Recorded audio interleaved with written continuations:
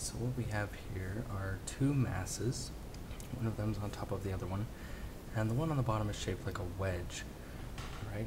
And this mass here is sitting on a frictionless plane, and the top surface of this wedge is also frictionless. So we're going to find out what happens if we are, we're holding, all these masses are motionless to begin with. We're holding the mass up here, this top mass, and then when we release it, what's going to happen? So intuitively what we would expect, obviously this one's going to slide down the wedge, but because the plane down here is frictionless, the wedge is also going to start moving in this x direction. So, and of course we can look at limiting cases. For example, if this mass grows very, very large, then it's not going to move very much. As this mass goes to infinity, of course, it won't move at all. Let's see, what else we look at? As this angle goes to 0, obviously nothing's going to move.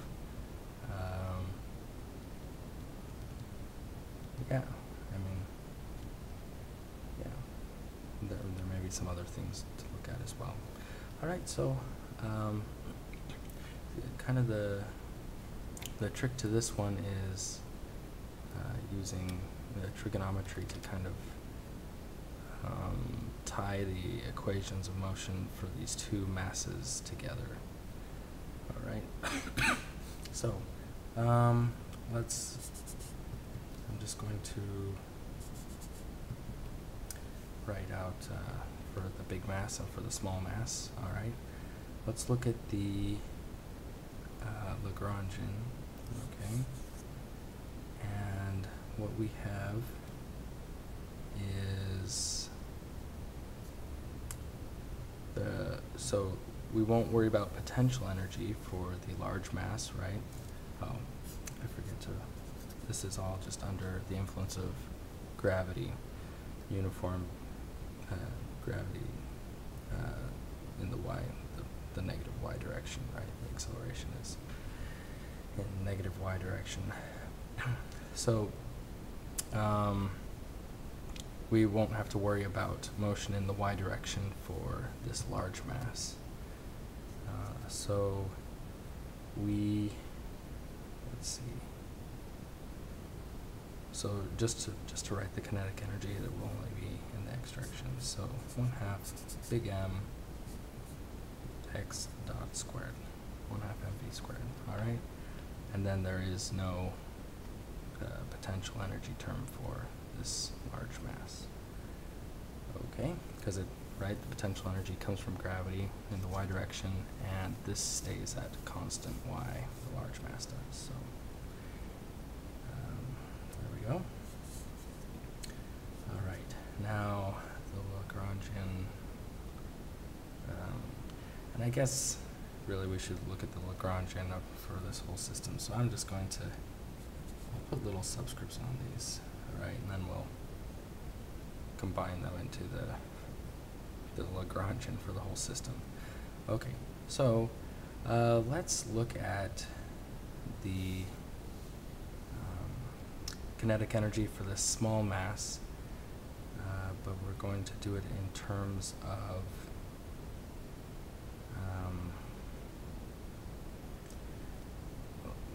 let's write up here, okay,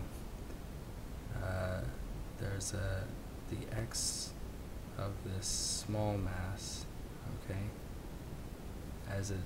we're going to write it in terms of this x, which is the position of the wedge, as well as the position of the small mass on the wedge, which is by z.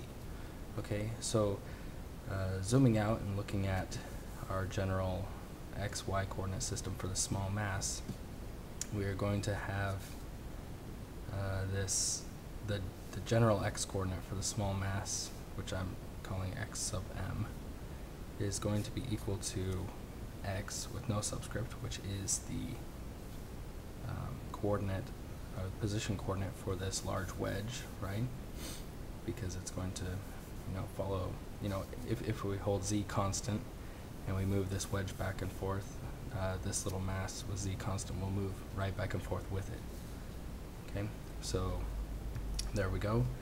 And then we also have a, what should this be? So we have a minus z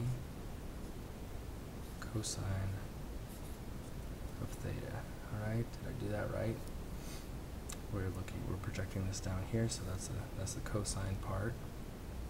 And z is going this direction and x is going this direction, so that's why we have this minus sign. Okay? Alright, and then if we look at the general y coordinate for this small mass, alright, so looking at in this general y direction, let's put that also in terms of z. Alright, and that is just going to be a minus, is that right? Minus z sine of theta.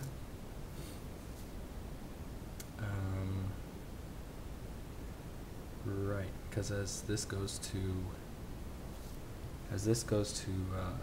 pi halves, right? So that would be this wedge becomes straight up and down like this. Z is pointing down and y is pointing up. So we have our minus sign here. All right, so let's go ahead and we'll write this real quick just in a smaller form. So a 1/2 little m. Okay, and then I'm just going to use this xm and ym at first.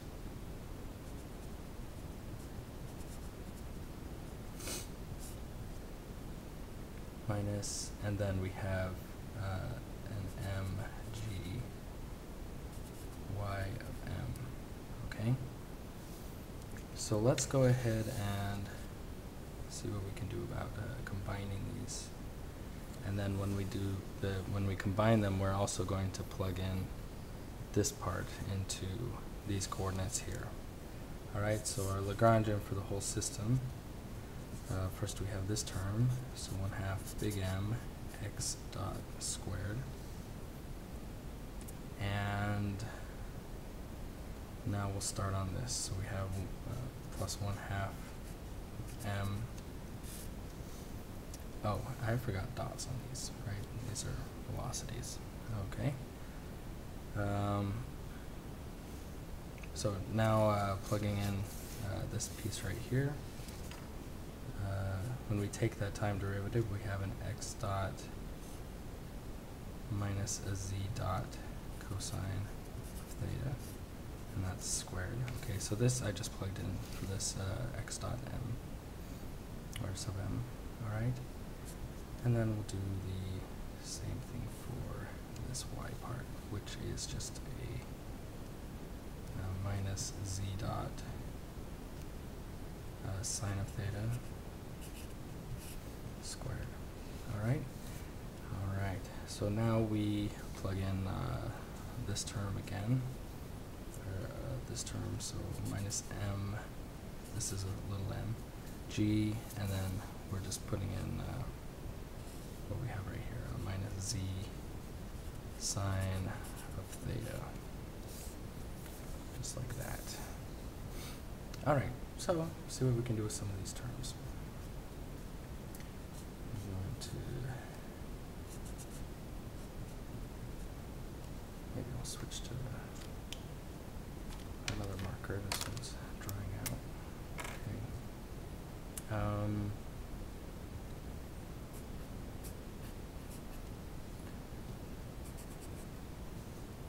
Alright, so for here we have, okay, I need another parenthesis, whatever, right here.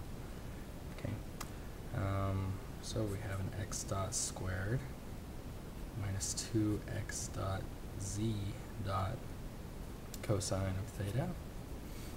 plus z dot squared cosine squared theta. All right, and then a plus z dot squared sine squared of theta from this one. And there's that closing parenthesis that we forgot before. And then a minus plus, excuse me, so we have a plus here, right? Mg z sine of theta. Okay. Well, one thing we see right here is when we combine these z dot squared terms, we have the sine squared plus cosine squared, so that's going to go to 1. Let's just write this out one more time. 1/2 big M x dot squared plus 1/2 little m.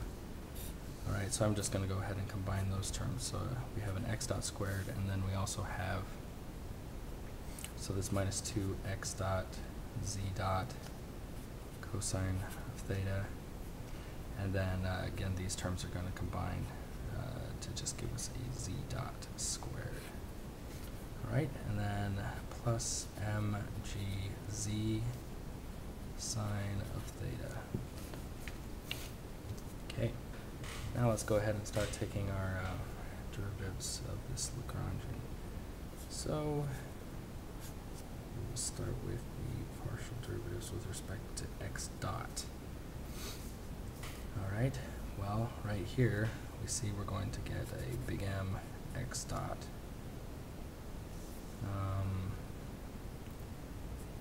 And here from this term we get a little m x dot. And then, let's see, from this term in here, this 1/2 will kill this 2 right here. And we're still going to have this minus sign, and we have a little m from right here, and then the derivative makes the x dot go away, so we have a z dot cosine of theta. Alright, and that's it for our derivative with respect to x dot. So now here we have our derivative over Lagrangian with respect to z dot. That term goes away. This one goes away as well. We're going to end up with, again, this 1/2 will kill this 2, so we have a minus little m x dot cosine of theta plus, now we have an m z dot from this term right here. Okay, and now taking derivative with respect to, let's do x. Well, we don't have any x's without the dot on them, so this is just 0. Take our derivative with respect to, now we're, not z dot, we're just taking it with respect to z now. Alright, well, the only z that we have without a dot happens right here. So we just get an mg sine of theta for that. Alright, so now we have our Lagrange's equation, right? Or the Lagrange equation.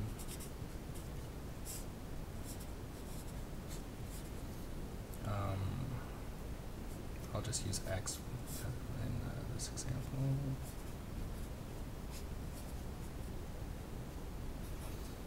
Alright, so what we have to do is now take the time derivative of this. So we're looking at this term right here. And then this term right here is just going to be 0. So we just take the time derivative of this and set it equal to 0 for our first equation. So I'm going to bring out an m plus m, so I'm just combining these two terms. And then with our time derivative, we now have a double derivative on x minus m z double dot cosine of theta, and that's equal to 0, just like we mentioned before. So now we'll take the same equation, except for x dot, we'll use z dot. Alright, so starting with this term, let's factor out an m.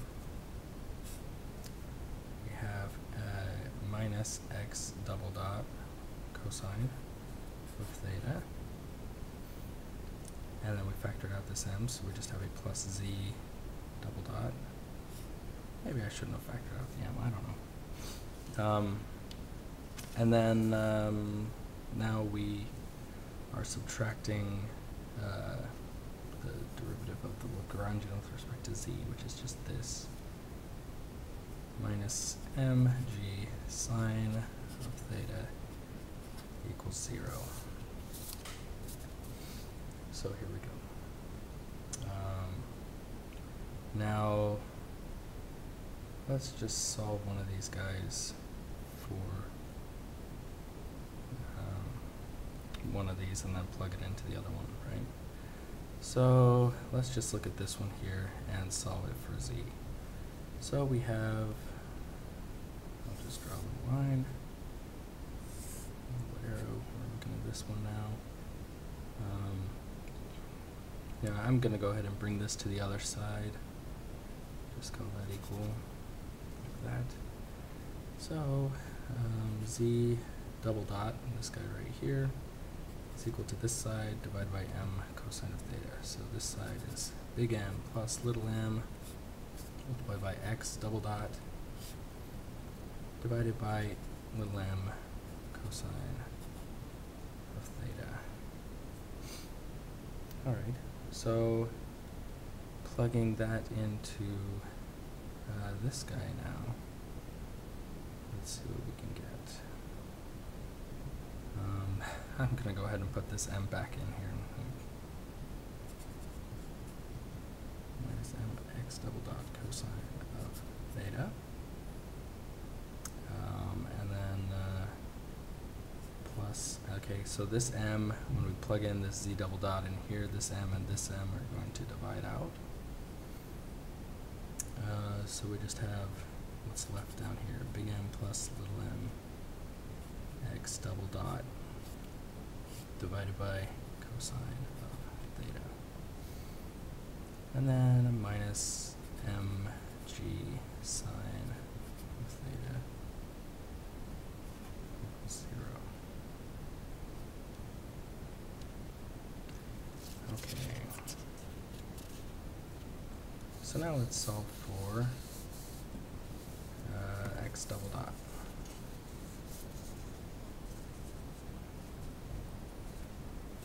Let's make sure everything looks right with respect to units, and I think they do. Okay. So I'm going to factor an x double dot out of this. Oops. Yeah, we'll do this in 2 steps. So we have a big M. You know, let's go ahead and multiply this whole thing by cosine as well. Okay, so we have a big M plus a little m. Okay, minus m cosine squared of theta.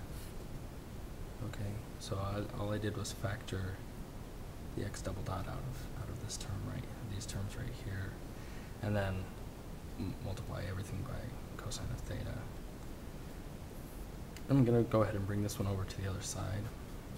So mg, but we have to remember that we multiplied by cosine of theta. We multiplied everything by cosine of theta.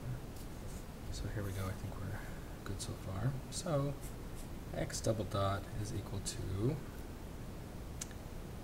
this mg sine of theta, cosine of theta, and then divide by this term right here, big M plus little m minus little m times cosine squared of theta.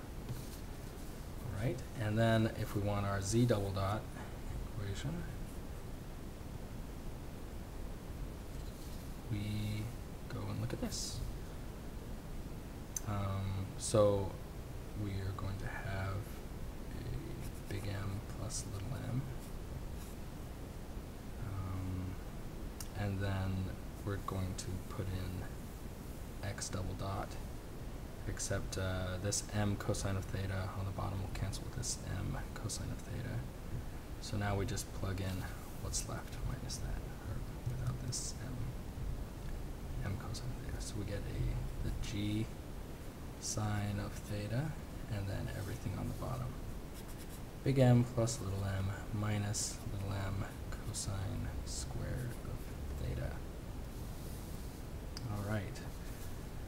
So here we have our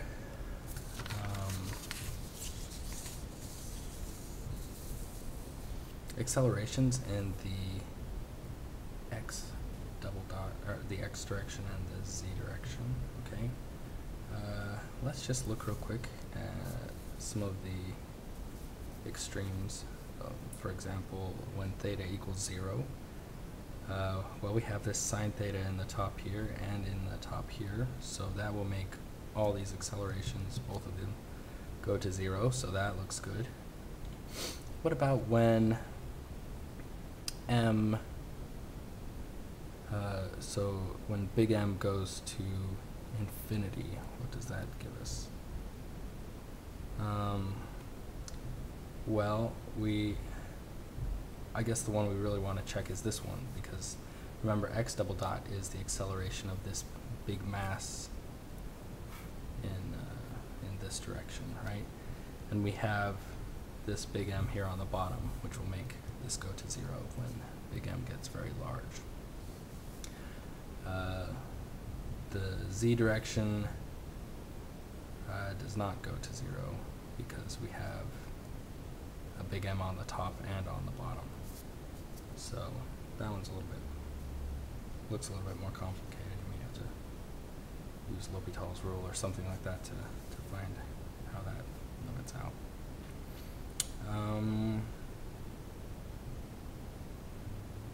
What else?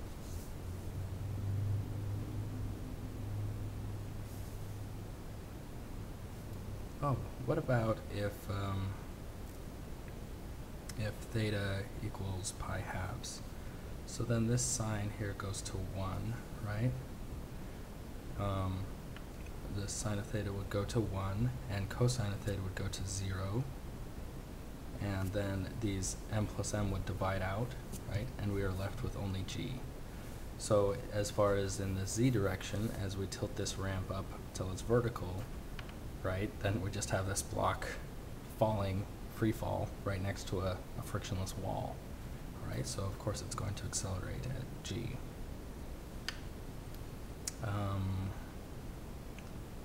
And this one does not behave as nicely, I don't believe. Well, no, yeah, it's fine, whatever. This cosine will go to 0. Yeah, we don't have anything blowing up or anything. This cosine will go to 0, and so as this angle tends to pi halves, and we get this wedge going straight up and down, this acceleration in the x direction will also go to 0. Okay, so anyway, I think things check out. So yeah, there we go. Okay, real quick, I wanted to look at plugging in the numbers, right? So the problem statement shown at the beginning of the video gives us a bunch of numbers to plug in, and I guess one thing to note real quick is when I drew my diagram, I put this z arrow in the other direction from what is shown in the beginning. So you know, you may have to just be careful of a minus sign right here, just depending on which direction z is defined. All right, so here are the numbers. I'm not going to go through the whole, you know, writing down a whole bunch of digits over and over. what I did is just put them into Excel. So what I get for this one, and with these numbers plugged in, I got a 1.9624. All right, ignore the last few digits. Probably we're only given 2 digits up here, so I should probably cut this off around here or something. All right, and it's an acceleration. Everything's in SI units, so meters per second squared. All right, and then for the Z acceleration, I get a 6.819. All right, I'll just call it a 0.682 meters per second squared. Okay, so there we go. This for this angle of around 30 degrees, you get mostly it's just the block sliding down an inclined plane, but the wedge also does have a smaller but still significant motion to the left. So yep, and I mean you can take these and stick them back up in these equations and things like that if you want to find it all in just the Cartesian coordinates that that we start out with, but whatever.